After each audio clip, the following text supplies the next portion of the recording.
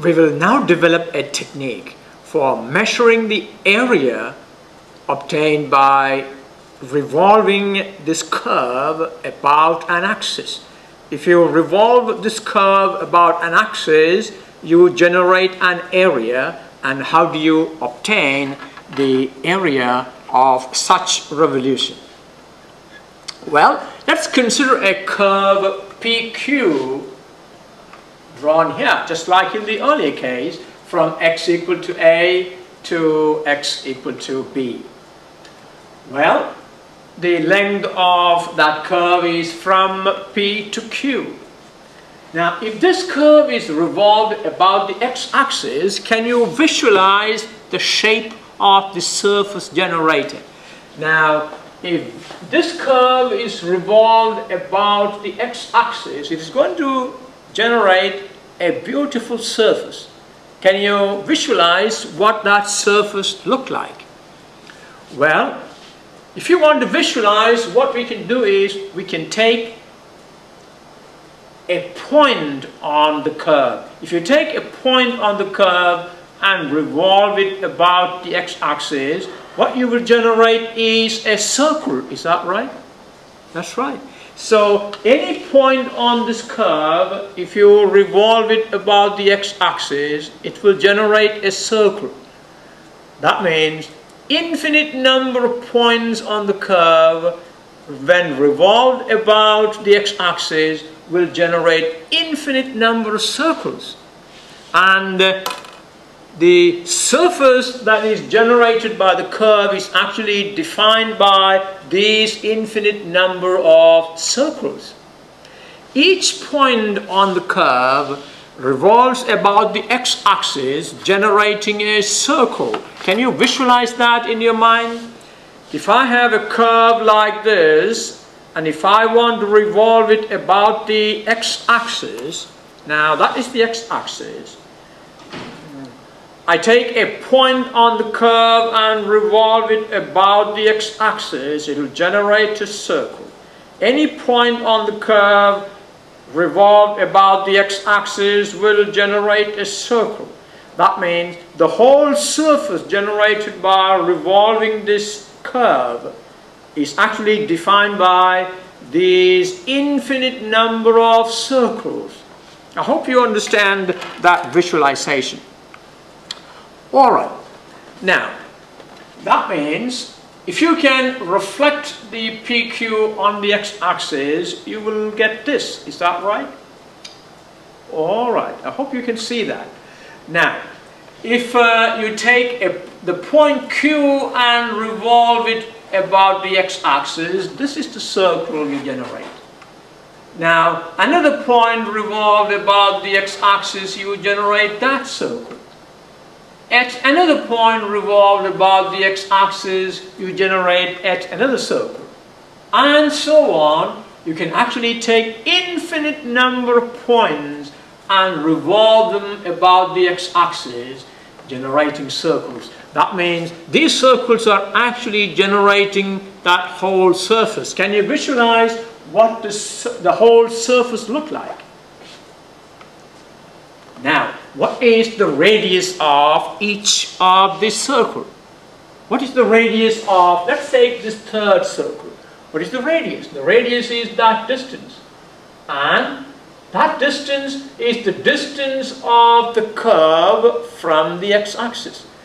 And the distance of the graph of a curve from the x-axis is the function value, y equal to. So if this is the graph of y equal to f of x, then the radius equal to f of x.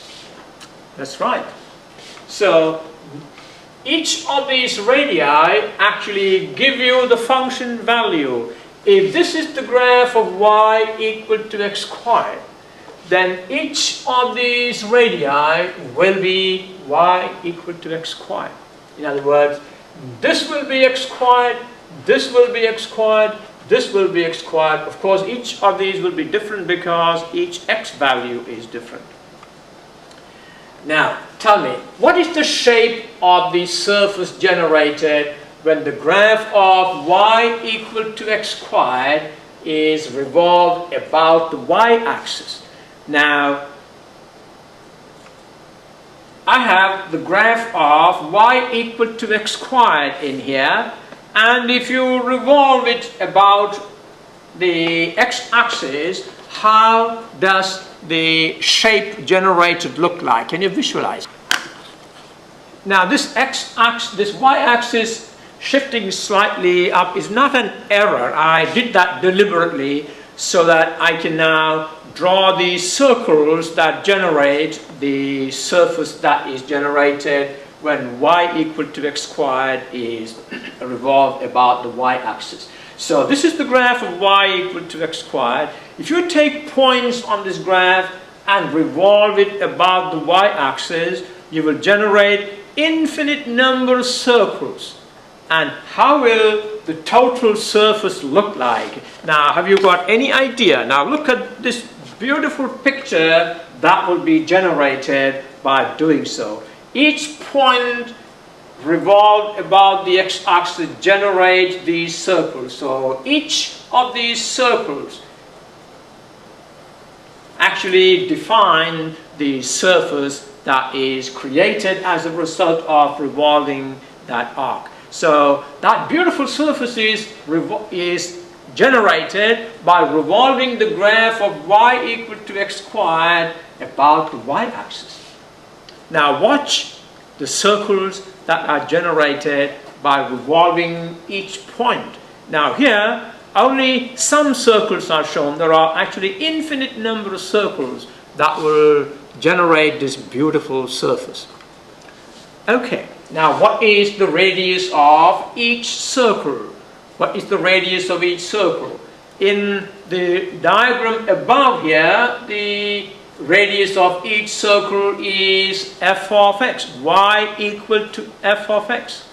Now, what is the radius here? The distance measured from the y-axis. The radius of this circle is this, which is the distance of the function graph from the y-axis, which is called x equal to.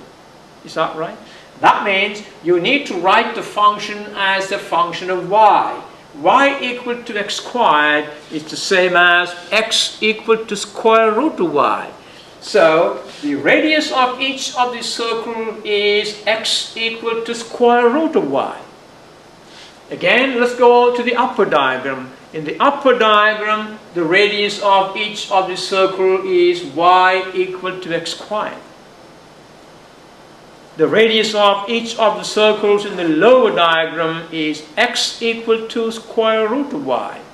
I hope you understand that concept. Okay, look at some typical surfaces when familiar curves are revolved. Now, look at this. This is a curve. Can you give me an equation for this?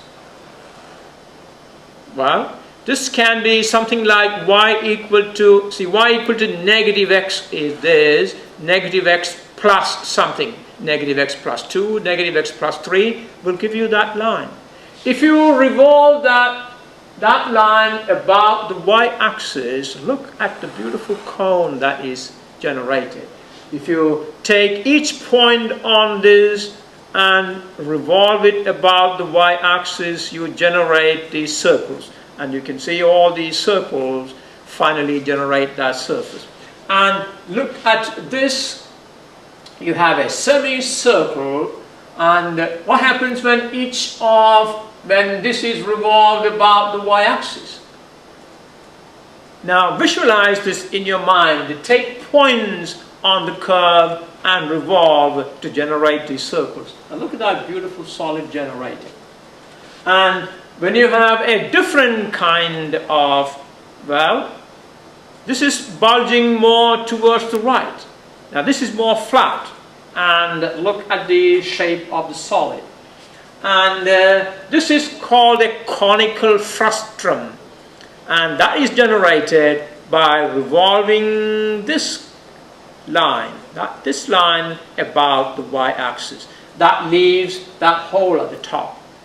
And look at how a cylinder is generated. A cylinder is generated by revolving a vertical line about the y-axis. generating that cylinder. And finally a zone, a curve like this, revolved about the y-axis. So most of the solids that you see around, the surfaces, these are not solids, we are only generating the surfaces. So most of the surfaces that you see around are actually generated by revolving appropriate functions either about the x-axis or y-axis or any other convenient axis.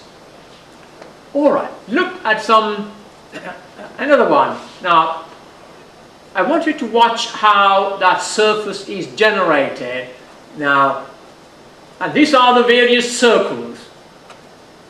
And how does those various circles, the thousands of these circles, generate that beautiful surface? Alright? Look at it one more time. It is the curve. It is that curve that is, remember, it is not generating a solid. It is generating just a surface. Alright.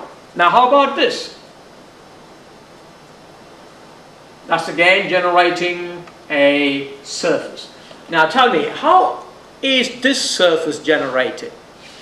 If you have a line like this and revolve it about an appropriate axis, I want you to visualize what axis is used to generate this surface. And finally, look at one more. If you revolve this curve about the y-axis, I want you to check in your mind. You take each point on this curve and revolve it about the y-axis. You generate this beautiful surface. Alright, now that gives you an appreciation of how beautiful the method of calculus is to interpret the beautiful world that we see around here. Is that right? Okay, let's now develop a method of measuring